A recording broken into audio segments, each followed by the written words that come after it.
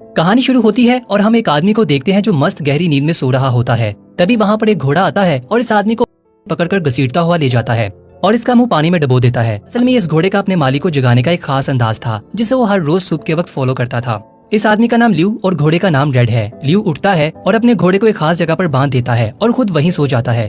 तभी हमें सीन में दो लोगों को दिखाया जाता है जो आपस में बातें कर रहे होते हैं कि ये मास्टर ल्यू है जो कभी हांगकांग में स्टैंडमैन हुआ करते थे और आज इनके खाने के लाले पड़े हुए हैं। सीन शिफ्ट होता है और हम ल्यू को देखते हैं जो एक जगह पर बैठा बियर की बोतलें खाली कर रहा होता है। तभी यहाँ पर दामी नाम का एक आदमी आता है और ल्यू से पैसे मांगता है, लेकिन जब ल्यू बात टालता है तो वो आदमी इसका बैंकयार्ड या घोड़ा देने के लिए कहता है, लेकिन ल्यू मना कर देता है। इस पर दामी को गुस्सा आ जाता है और वो कहता है कि मैं तुम्हारा घोड़ा जरूर लेकर रहूंगा। इस पर इन दोनों के बीच में लड़ाई शुरू हो जाती है और ल्यू दामी और इसके चमचों को खूब पीटता है और नीचे आकर अपने घोड़े को भी बचाता है। इसके बाद ल्यू घोड़े पर बैठता है और भागता हुआ एक शो पर पहुंच जाता है। यहाँ ल्यू एक दो स्टंट दिखाता है और एक जगह पर जाकर अपने घोड़े को छिपा देता है और साथ में खुद भी वहीं छिप जाता है, जिसकी वजह से दामी और इसके आदमी ल्यू को नहीं ढूंढ पाते और वो आगे निकल जाते हैं। अगले दिन ल्यू अपने घोड़े के साथ बैंकयार्ड में होता है। तभी वहाँ दो लोग आते हैं। ये दोनों ल्यू को बताते हैं कि आज से 3 साल पहले तुम्हें ये घोड़ा एलन पा से मिला था। इस घोड़े को लेकर जूना और एलन पा के दरमियान 3 साल लड़ाई चली और अब ये लड़ाई खत्म हो चुकी है और जूना ये लड़ाई जीत चुका है और इसने इस घोड़े को नीलामी पर लगा दिया है और अब तुम्हें ये घोड़ा इन्हें देना होगा। ल्यू रेड को छोड़ने के लिए तैयार नहीं था, इसलिए वो दोनों को बाहर निकल जाने के लिए कहता है। तभी वहाँ पर दो लोग छलांग लगाते हैं, श्यामू और यंग। असल में ये दोनों ल्यू के साथ नहीं रहते हैं। श्यामू और यंग को देखकर वो दोनों डर जाते हैं और वहाँ से चले जाते हैं। इसके बाद ल्यू श्यामू को नोटिस दिखाता है। यंग ल्यू की बेटी की तस्वीर की तरफ इशारा करती हुई कहती है कि हमें एक वकील की जरूरत है। सीन शिफ्ट होता है। हम ल्यू की बेटी को देखते हैं जो बेहद खूबसूरत और प्यारी थी। इसका नाम पाओ है। ल्यू पाओ के पास आता है और मदद मांगता है, मगर पाओ इसकी मदद करने से मना कर देती है, ये कहते हुए कि वो अभी वकालत पढ़ रही है और लॉयर नहीं बनी। वो निराश होकर वहाँ से चला जाता है। अगले सीन में हमें पाओ का बॉयफ्रेंड नई हवा नजर आता है। पाओ नई हवा के पास आती है और बात करने लगती है। दूसरी तरफ ल्यू जो उदास बैठा था, इसके पास दवाई नाम का शख्स आता है और ल्यू और रेड को फिल्मों में काम करने का मौका देता है। ल्यू ये सुनकर बहुत खुश हो जाता है और दवाई को घोड़े के साथ कुछ स्टंट करके दिखाता है। इधर नई हवा पाओ से कहता है कि मेरी फैमिली तुमसे मिलना चाहती है। इस पर पाओ कहती है कि तुम जानते हो कि मैं अनाथ हूँ और हमें शादी कब करनी है ये मैं डिसाइड करूंगी। सीन शिफ्ट होता है और हमें पाओ अपनी माँ के साथ नजर आती है। पाओ की माँ उसे कहती है कि तुम्हें अपने पिता के साथ शांति बनानी चाहिए। यहीं पर हमें पता चलता है कि पाओ की माँ की मौत तो बहुत पहले की हो चुकी है। पाओ तो बस इनके बारे में इमेजिन करती है। इसी इमेजिनेशन में पाओ की माँ कहती है कि अगर दोबारा तुम्हें तुम्हारे पापा मिले तो उनसे मुंह मत फेरना। अगली सुबह पाओ नाश्ता कर रही होती है। इसकी नजर अपने पिता पर पड़ती है जो अपने घोड़े को तैयार कर लाए हैं। असल में वो चाहते हैं कि इनके साथ लोग तस्वीर खिंचवाएं और बदले में कुछ पैसे भी दें। ल्यू यहाँ कई स्टंट भी करके दिखाता है, मगर कोई फायदा नहीं होता। ना तो कोई इनके पास आता है और ना ही कोई इन्हें पैसे देता है। ये देखकर पाओ को बहुत बुरा लगता है और इसलिए वो बैंकयार्ड वापस आती है और ल्यू से मिलती है। पाओ कहती है कि अगर आपको मदद चाहिए तो मैं अपने बॉयफ्रेंड से बात कर सकती हूँ, वो एक वकील है। इसके बाद पाओ वहाँ की चीजें देखने लगती है और वो रेड से भी मिलती है। घोड़ा पाओ को देखकर बहुत खुश होता है और इसकी हर बात मानता है। कहानी आगे बढ़ती है और हम नई हवा को देखते हैं जो ल्यू से मिलने आता है, लेकिन वहाँ की रखी गई चीजों को देखकर डरने लगता है। तभी पाओ आती है और कहती है कि आप लोगों ने अभी तक कुछ डिस्कस नहीं किया। इसके बाद पाओ नई हवा के हाथ पर हाथ रखती है और इसे कंफर्ट फील करवाती है। इसके बाद बातें शुरू होती हैं और हमें 3 साल पुरानी कहानी दिखाई जाती है, जहां हम ल्यू को देखते हैं जिसने घोड़े को बहुत बुरी हालत में लिया था। घोड़ा बीमार था। ल्यू ने इसका ध्यान रखा, इसे खिलाया पिलाया और चलना भी सिखाया और साथ में इसको ये भी कहा कि फ्यूचर में कभी भी घुटनों के बल मत बैठना। फिर इसके साथ ही कहानी प्रेजेंट पर आती है, जहाँ पाओ घोड़े के पास होती है और नई हवा को बुलाती है। ल्यू नई हवा को रेड के साथ स्टंट करने को कहता है। स्टंट करते हुए रेड जमीन पर गिर जाता है, जिसकी वजह से नई हवा डर जाता है। तब ल्यू कहता है कि रेड बिल्कुल ठीक है, वो तो बस तुम्हें पसंद करता है, वो इसीलिए तुम्हारे साथ मस्ती कर रहा है। अगले दिन ल्यू रेड के साथ शूटिंग पर पहुंचता है और शॉट तैयार होता है। यहाँ पाओ भी शूटिंग देखने के लिए आती है, लेकिन रेड इतनी ज्यादा भीड़ को देखकर डर जाता है और स्टैंड नहीं कर पाता, जिसकी वजह से ल्यू और रेड को शो से बाहर कर दिया जाता है।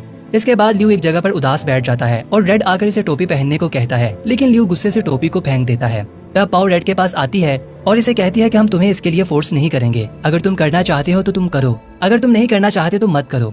उसकी बात सुनकर घोड़ा वापस शूटिंग पर जाता है और स्टंट करने लगता है। इधर पाओ भी ल्यू को टोपी देती है और जाने को कहती है। इसके बाद वो और रेड मिलकर कमाल का स्टंट दिखाते हैं। ल्यू और घोड़े का स्टंट देखकर पूरी टीम हक्का बक्का रह जाती है। हर तरफ ल्यू और रेड की तारीफें होती है। ल्यू भी बहुत खुश हो जाता है और फिर ये दोनों ऐसे ही स्टंट जारी रखते हैं। सीन शिफ्ट होता है, वही दो लोग फिर से नोटिस लेकर आ जाते हैं। यहाँ पाओ इनसे कहती है कि हॉर्स ट्रेडिंग कोई पब्लिक प्रॉपर्टी तो नहीं है, इसीलिए आप यहाँ से जा सकते हैं। रेड भी इनके नोटिस को चबाकर फेंक देता है और इन्हें धक्का मारकर बाहर निकाल देता है।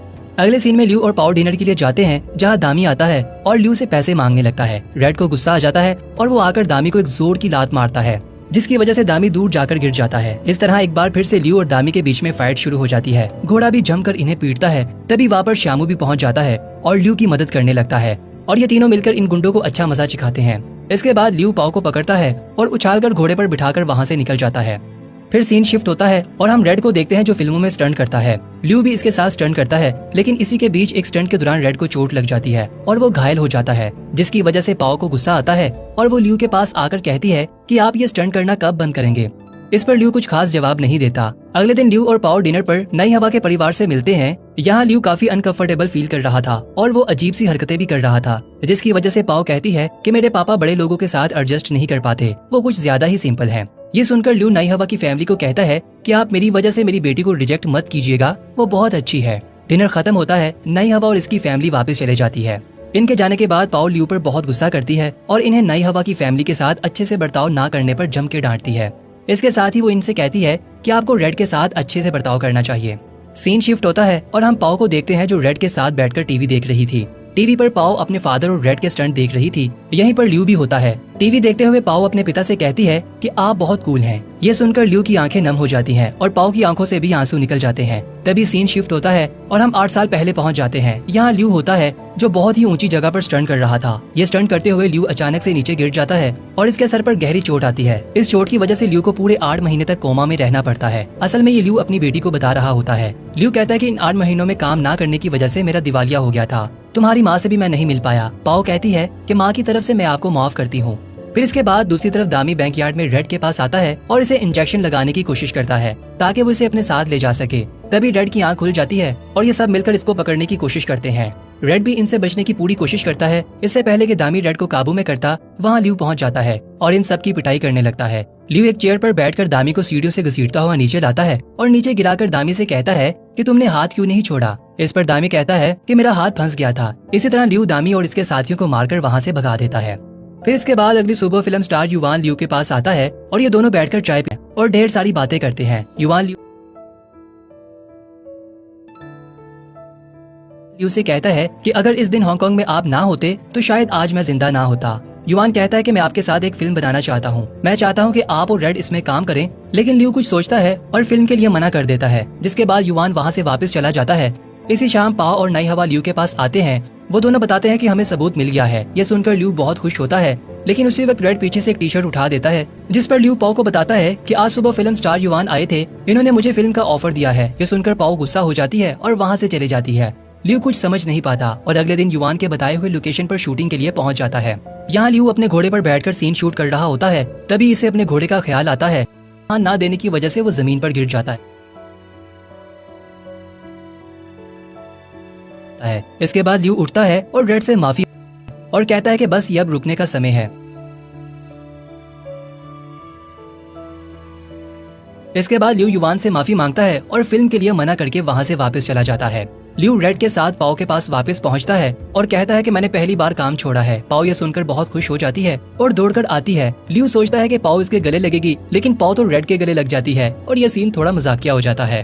खैर अगला सीन कोर्ट के अंदर का दिखाया जाता है, जहाँ केस की समाअत हो रही होती है। ल्यू ये केस हार जाता है और नई हवा रेड के दूसरे मालिक के पास आता है और इसे कहता है कि आपके लिए भले ये एक गेम है, लेकिन ल्यू का वो परिवार है।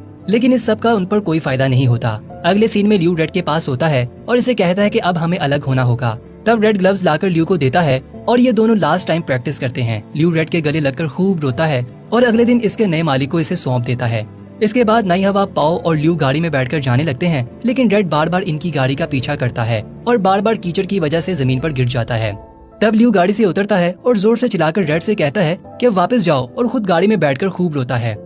रेड वापस लौट जाता है और अगले सीन में पाओ रेड के नए ओनर के पास आती है और इन्हें अपने पापा के बारे में बताती है। पाओ कहती है कि मेरे पापा से इनका सबसे अच्छा दोस्त मत छीने। अगली सुबह हमें रेड दिखाया जाता है, जो अब फिर से ल्यू के बैंकयार्ड में था। वो ल्यू के पास आता है और इसे हमेशा की तरह उठाने लगता है। रेड को देखकर ल्यू बहुत खुश होता है। वो रोने लगता है और रेड गले लग जाता है।